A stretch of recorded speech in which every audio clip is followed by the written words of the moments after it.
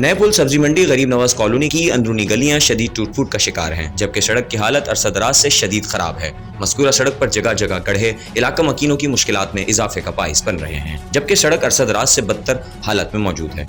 सोने पे सुहागा ये है कि सड़क पर जगह जगह गंदगी और गिलाजत के ढेर लगे हुए हैं। वाज़ह है कि सड़क पर तालीमी मराकज़ भी मौजूद हैं। इन मसाइल के बाइस तलबा को भी परेशानी का सामना करना पड़ता है, लेकिन जिला इंतजामिया हरकत में नहीं आ रही। शहरियों का कहना है कि सड़क की हालत अरसा-दराज से खराब है, लेकिन इंतजामिया खामोश तमाशाई बनी हुई है। उन्होंने इंतजामिया से अपील की कि इस मसले पर नजरसानी की जाए और इलाका मकीनों को इन मुश्किलात से निकाला जाए।